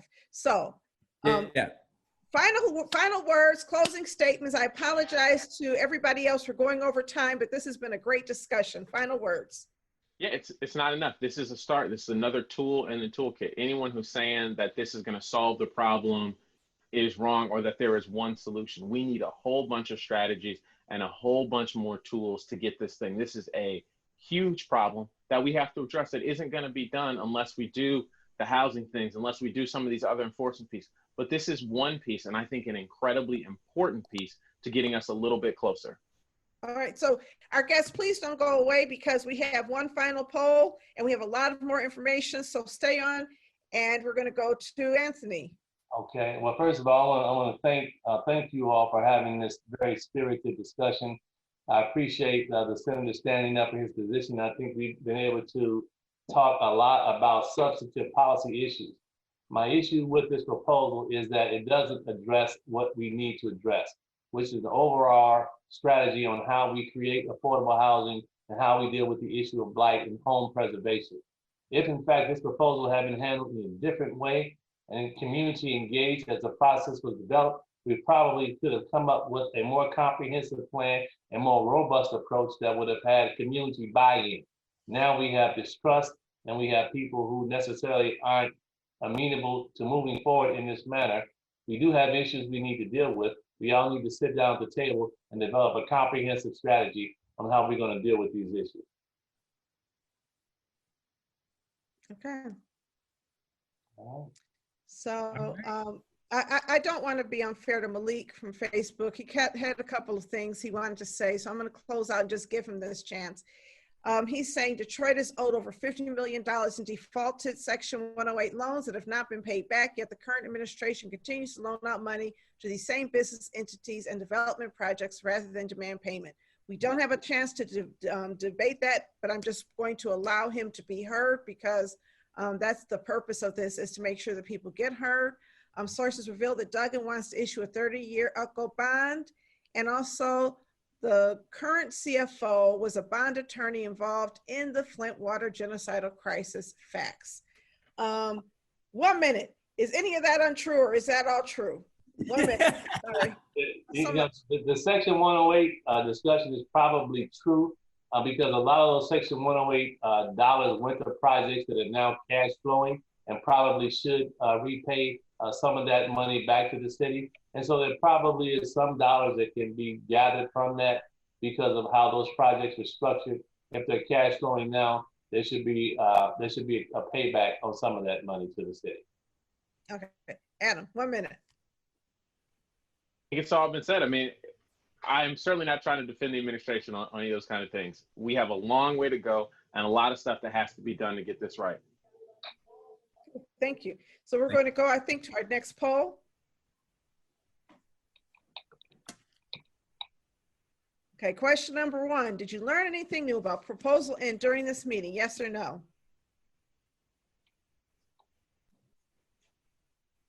You can answer this on Facebook if you get a chance. And it's being shared with everybody here now. They'll give you real-time results and then we'll move on.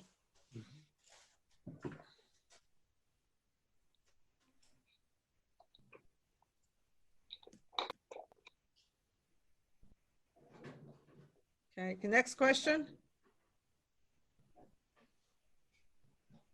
Okay, 83% said yes and 17% said no. Hats off to the smart 17%. Next question. Did this meeting influence your thinking about Proposal N? Yes or no, or somewhat? Joyce Wells, Okay. yes, it did. It Joyce did. Wells, take That's the good. poll, Joyce Wells. All right. Yes, 37%. No, 26%. And somewhat, 37%. So yes and somewhat, I guess that means yes, it's on level. Next question. And Malik from Facebook said yes. Have you changed your mind about Proposal N? Yes or no? Okay. Waiting on the result. Yes, 17%, no, 83%. I wonder if the 17% who changed their minds already knew. It's interesting. Okay, let's go on. I'm just joking. If what was taken today, how would you vote on proposal N? In favor, opposed, or unsure? Donna, as folks are taking the survey, is there an opportunity for ECN to share the results of this survey in the next electronic alert that goes out to the community? Yes, we will. And we want to thank our guests. Many were asked, but few were chosen. And Anthony and Adam showed up today. Today we have 24% said yes, 52% said opposed, and 24% are still not sure. So the jury is still out. And I think that a lot of what's going to happen is with that, the proposal that is, the agreement that is reached next week at City Council is going to influence a whole lot of people. So you asked how many people voted in total. I believe on here there were 20 people who answered this question. Different numbers of people answered different questions.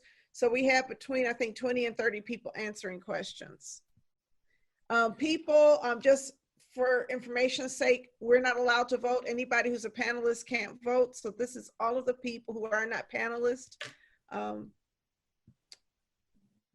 So we're not the know-it-alls over here. We're not the know-it-alls. What we will continue to do, I promise you, what we'll continue to do is ask these important questions, continue to book guests on Authentically Detroit who are operatives in this proposal, and monitoring it and keeping folks accountable on, so that we can ask these questions and present the facts to you for you to make a decision this November. All right. And I do want to acknowledge that we invited Arthur Jemison to come onto this show to share his perspectives, and he was not able to make it, nor did he assign anybody from his administration.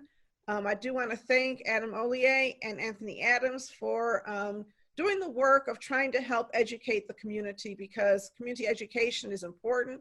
As we stated at the beginning of this, informed people make great decisions, and we are more informed today than we were beforehand.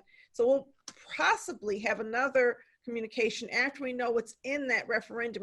The vote was supposed to be actually yesterday, and it just wasn't. So once we know what's in that next resolution, I should say, we may want to have another meeting, maybe not as long dialogue, just to update people. And if not, we will send something out via our Leap alerts, and also Orlando and I will address this on Authentically Detroit in a future meeting. So, next topic.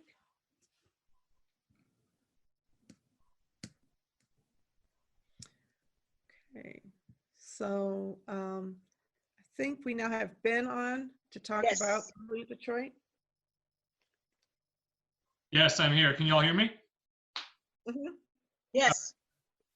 Thank you all so much. That was a really great discussion. I learned a ton about Proposal N. So thank you to the speakers and to both of you for facilitating that. I'm here just to talk a little bit about voting, and specifically ways to vote early in Detroit, so you can make your voice heard on Proposal N, other issues, other candidates up and down the ballot. So I really was just here to provide a little bit of information about that. So I'm going to share my screen and talk a little bit about early voting in Detroit. All right. So just as a brief overview, I'm going to try to keep this short because I want to leave time for questions. I know we've just gone through a pretty invigorating discussion. So I'm going to talk a little bit about how you can register to vote, move into ways to vote early by mail, talk about a really exciting option that's on the horizon, which is voting early in person. I'm going to talk about a great resource that is available not just to Detroiters, but anyone in Michigan, which is the Nonpartisan Voter Protection Hotline. And last, I'm going to talk a little bit about the Brilliant Detroit Votes Initiative, which I'm involved with. That's a picture from the Walk to Freedom in 1963. So registering to vote, many of you may already be registered to vote. There are a few things I would just make note of here. There are a couple ways to do it that are really the easiest ways. First is online. If you go to mi.gov/vote, you can register to vote online. It's very simple. Number 2, you can register to vote in person at the Department of Elections on Grand Boulevard, or at the satellite clerk's offices, which I'll talk a little bit about later. Those are going to be, in all likelihood, a lot closer to where you actually live, and potentially a more accessible option. I also wanted to mention that if you've moved in the last 30 days and your address has changed, you're going to want to update your address, which basically involves re-registering to vote. This is really important, especially if you are hoping to vote by mail, so that the ballot goes to the correct address. All right. So in 2018, Michigan voters approved Proposal 3, which by huge margins, which gave Michiganders a number of new voting rights. So I just want to highlight a couple here for the purposes of this discussion. The one that's really exciting is the right to an absentee ballot for any reason. So now, before you had to be out, maybe you were out of the state during election day, maybe you had disability, maybe you had some other reason that you were not able to go in and vote in person. Working was not one of those reasons. So it was possible that if you were working all day on election day, you potentially could miss your chance to vote. So that was really concerning, and that's one of the things that Proposal 3 addressed. So now any Michigander can request an absentee ballot so they can vote by mail. That is available to everyone. That is a new right that people have. In addition, Proposal 3 established automatic voter registration. So anytime you visit the Secretary of State, unless you opt out, you're going to be automatically registered to vote. So that's bringing a bunch of new people into the fold. And then same-day voter registration is available. So, it's probably not the best idea to wait till election day to register to vote, but for folks who show up and they are for some reason not registered to vote, they can still register there. So those are really the exciting new voting rights that Proposal 3 has given us that are going to become relevant very soon and already are relevant. So I wanted to walk through a little bit how exactly the vote at home or the voting by mail process works, because this can be confusing for people. There can be some paperwork involved, and it's sometimes not what people are used to. People are used to maybe going into the polls, waiting in line, and then casting their ballot in a box, in the polling place. But given the pandemic and given a number of other concerns, a lot of people might not want to vote in person this year. They might want to vote from home. So I want to talk through that. So the number one most important thing, you can't go any further unless you're registered to vote and your registration is up to date. That's, again, something you can check on mi.gov/vote. I'm going to take us to that website in just a second. If you have not registered ever, you can go to mi.gov/voter registration. It'll take you right to their portal to get registered to vote. So number 2 is actually requesting your ballot. This is something you can also do online. You can print out the form if you have a printer and fill that out, but a lot of people don't have that option. Thankfully, you can do that online at mi.gov/vote. You can also call the city clerk and request that ballot to your house. So I put the phone number there, but again, you can Google the city clerk's number and request that directly to where you live. So I'm just briefly going to, share my screen on the mi.gov/vote website. Just a moment here, so that people can actually see what this looks like. All right, so when you type in mi.gov/vote into your URL, this is what you're going to see. There are a bunch of frequently asked questions that you can go through there on the right, but I just want to highlight what I mentioned in terms of registering to vote and voting from home. So if you want to register to vote, on the left side here, you click register to vote online, takes you to the online voter registration portal, asks you a bunch of questions, and then you're good to go. It's very quick. It really will not take you more than 3 minutes. Number 2, applying for an absentee ballot online. It's just the next thing down here on the left. You click on that. It's going to ask you basically the same questions you would see on the form, but then you will be in their system to receive an absentee ballot. If you want to just make sure that the clerk received your application, I always encourage that as kind of a fail-safe. You can call the clerk. Also on this mi.gov/vote website, you type in your information, you can track and see where you are in the process. Have they received your application? Has the ballot been sent to you? Have they actually received your ballot once you've sent it back? So there's a lot of easily accessible stuff here. For folks who don't want to have to deal with printing and folks who don't want to have to deal with actually going in person to the polls for any number of reasons. So I'm just going to return to my presentation here. All right. So now that we've gone through that, you're going to get, if you've applied for this, you're going to get sent a ballot probably at the end of September or early October if you've already done this. If you apply later, you're going to get it later. But it's really been recommended that folks get in their ballot October 20th at the latest. So that's a full 2 weeks before the election. That's to account for delays that we've been seeing in the postal system. And honestly, if you get your ballot, one of the best things you can do is turn it in as early as possible. So as soon as you get it, fill it out, put it back in the mail, there are instructions, or you can hand deliver it to the Department of Elections. As I mentioned before, you can track your ballot, mi.gov/vote. I keep saying it. It really is a great resource. Check it out if you haven't already. Peruse the different options there. Yeah, let's go on to the next slide. So this is what I'm really excited about and what I primarily wanted to speak to everyone here, everyone watching the live stream about. So you might not know about this, but there is an option to basically vote early in person in the city of Detroit. This is going to be announced very soon. A couple weeks ago, the city clerk Janice Winfrey and Secretary of State Benson announced a partnership where the state would be intervening and assisting Detroit in the administering of their elections. There have been a number of issues in the past, so this was basically to give them the extra support they needed.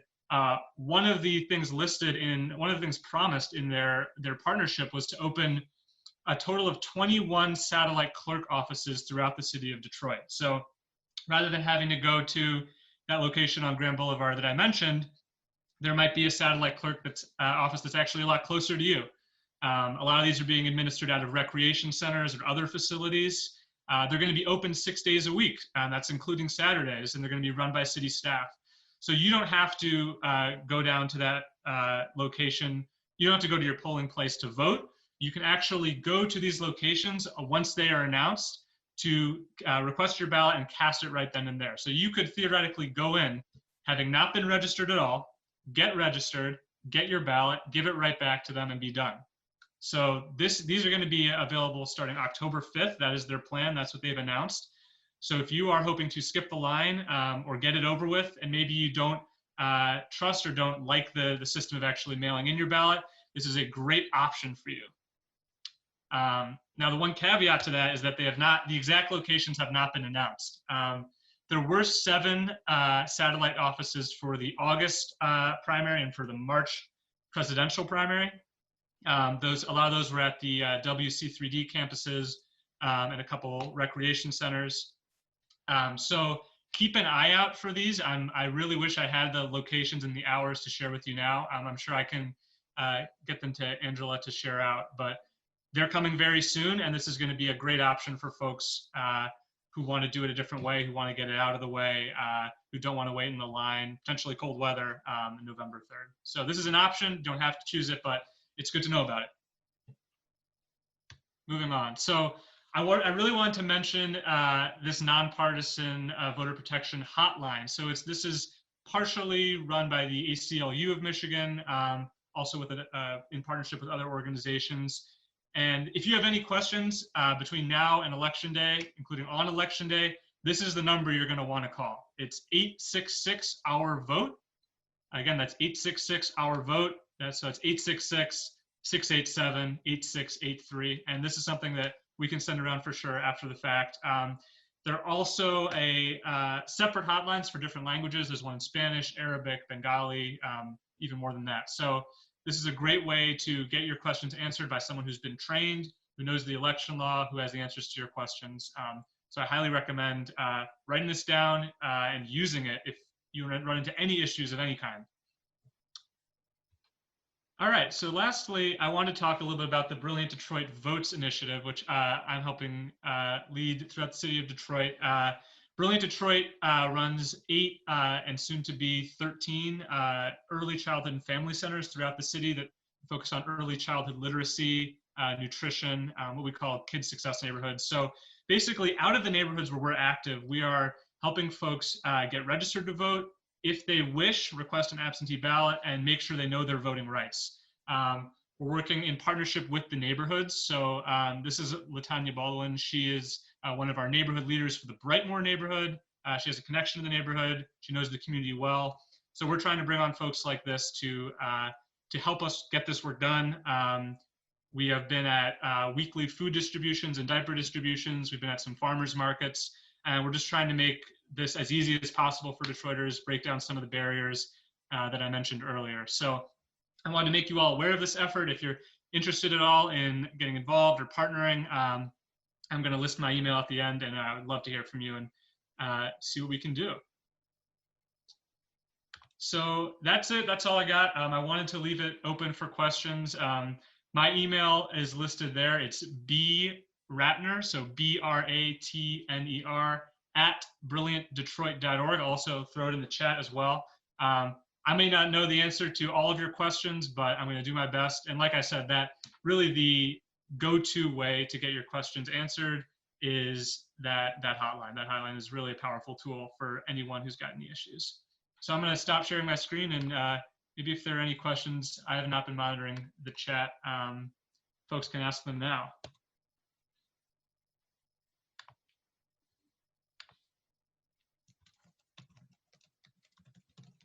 Put my email here as well.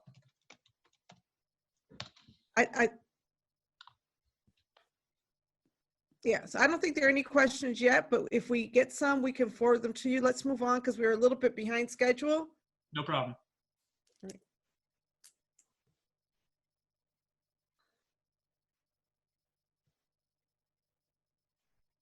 Hey everyone, so next up it's me, Camille, ECN's Resident Development Officer. Please excuse my light. I don't know what to do to fix it, but I want you all to kind of see me. So we're announcing today our save the date for the 2020 Eastside Extravaganza. It's going to be Thursday, October 22nd from 6 to 8 p.m. on Zoom and Facebook Live. It's going to be virtual this year, but it's really going to be a celebration to kind of bring the community together, highlight how we've all transcended this crisis of everything that is 2020 at this point together, and then just have some fun together. So you're hearing it here first, and we will be actually officially announcing and opening up registration at the end of this week. So stay tuned. How y'all doing? Peace and community and love and all that good stuff. My name is Matthew J. Green, the Community Engagement Coordinator at ECN. I'm stepping in for Savannah Brewer. Make sure y'all keep her in y'all prayers. I want to talk about the community yoga. So we have Wellness Wednesdays. That's every Wednesday at 4 o'clock. You can come through, get some good stretching in, some good meditation, some nice yoga. Lynette Smith is our instructor. She is very wonderful and does a real good job.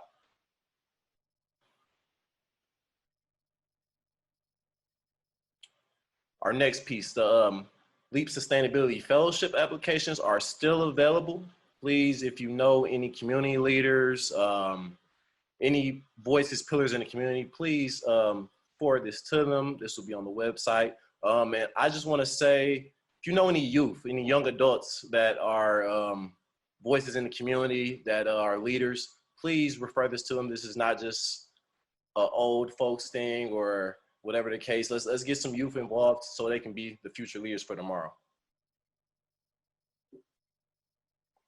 And also, our next October SAG will be October the 6th, and the topic will be Michigan car insurance, policy around that. Please stay tuned for that. I know a lot of y'all dealing with that car insurance, so please stay tuned for that. Flyer will be out soon.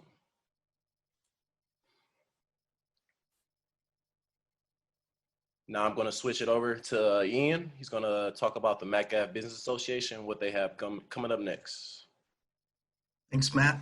Hi, for those of you that don't know me, my name's Ian McCain. I'm the Business Development Manager along MAC for ECN. So we support businesses on MAC between Connor and Maross.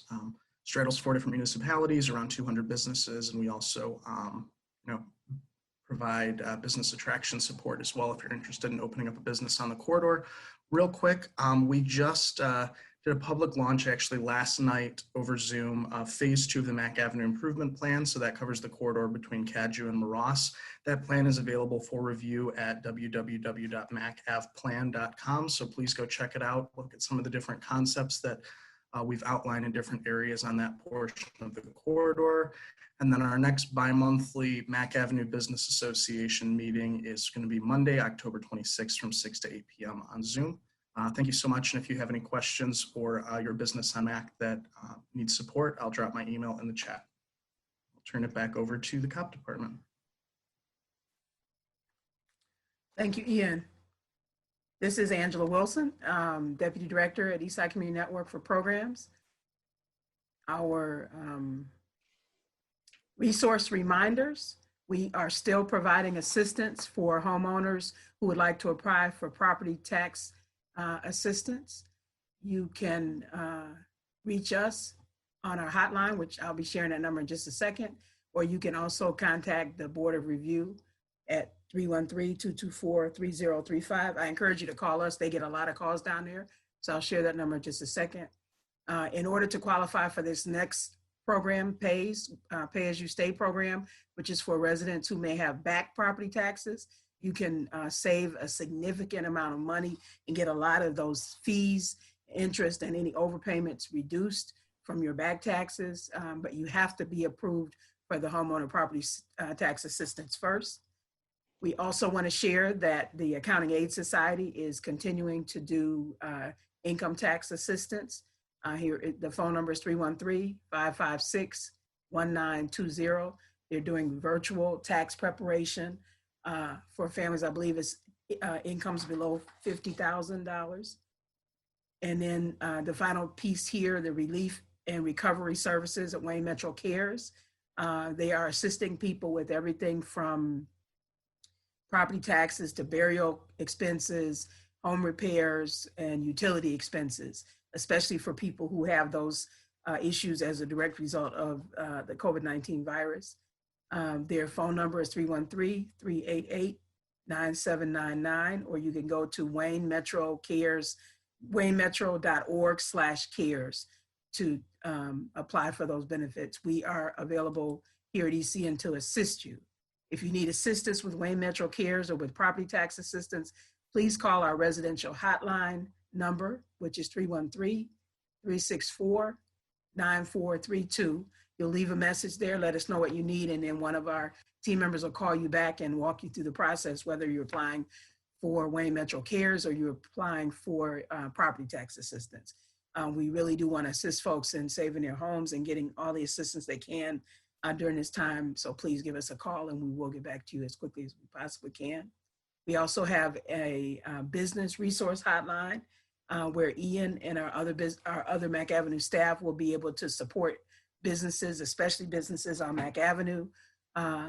We are working actively to support businesses and stabilizing as after COVID, many businesses are reopening, but it is a struggle because they have, they have back bills in some cases, or they just are struggling to get customers back through the doors.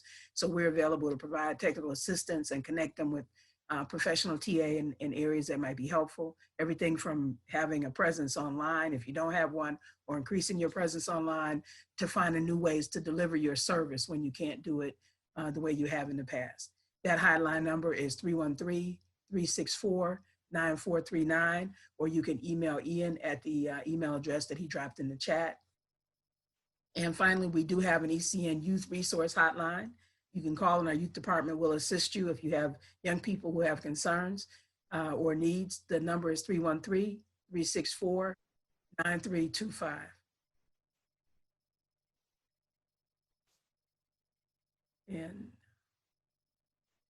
we want to encourage you to get involved by joining a committee, volunteering to support one of the hotlines, or becoming a project volunteer here at ECN. You can call that residential hotline and let us know that you're interested in volunteering, and we will get back with you and get you connected. And I'll turn this over to Dylan. Good evening, Dylan Brown, Marketing and Communications Manager at ECN. Thanks so much for joining us tonight. If you would like more information on everything we're doing and everything we've mentioned just now, you can feel free to visit our website at www.ecn.org. www.ecn-detroit.org, which is, it also houses the opportunity to sign up for our newsletter, which is via email. To keep up with our text message, we also send up alerts and updates regarding our work via text message, if that's what you prefer. Just text the numbers we'll text ECN, those 3 letters, to 55469. And then we're also on Facebook. Make sure you add us on there, follow us on there, and also on Instagram. You can follow us there as well at ECN_Detroit.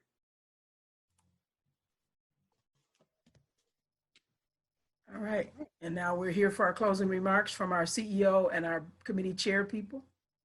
All right. Thank you for joining us. It was a rich discussion. Again, thank you to our 2 guest panelists, and actually our 3 guest panelists, our 2 guests, and also Ben Ratner, who shared a lot of important information about voting. We need to make sure people get out there. Barb and Mac, are you going to close us out?